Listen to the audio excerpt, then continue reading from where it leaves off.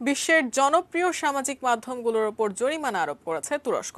বুধবার Facebook, Twitter, Instagram, YouTube এবং টিকটকের ওপর 1.1 মিলিয়ন ইউরো জরিমানা করার ঘোষণা দেয় দেশটি। চলতি বছরের জুলাইতে নতুন ডিজিটাল আইন চালু করেছে তুরস্ক। ওই আইনের শর্ত না মেনে সামাজিক যোগাযোগ মাধ্যমগুলোর পক্ষ থেকে তুরস্কে প্রতিনিধি নিয়োগ না দেয়ায় এই জরিমানা করা হয়েছে। গত 17 বছর ধরে তুরস্কে গণমাধ্যমগুলোর ওপর কঠোর বিধিনিষেধ আরোপ করে রেখেছেন প্রেসিডেন্ট রিসেপ তাইয়েপ এরদোয়ান। এবার সামাজিক মাধ্যমগুলোর ওপরও নজর দিল এরদোয়ান প্রশাসন।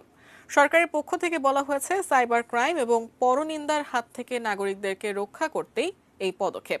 তবে দেশটির বিরোধী দল ও মানবাধিকার সংস্থাগুলোর অভিযোগ, সরকারের সমালোচনা বন্ধ করতেই সামাজিক মাধ্যম নিয়ন্ত্রণ করার চেষ্টা করা হচ্ছে। এদিকে টুইটার কর্তৃপক্ষ জানিয়েছে, তাদের কাছে সর্বোচ্চ সংখ্যক কন্টেন্ট এবং অ্যাকাউন্ট মুছে দিতে অনুরোধ জানিয়েছে তুরস্ক।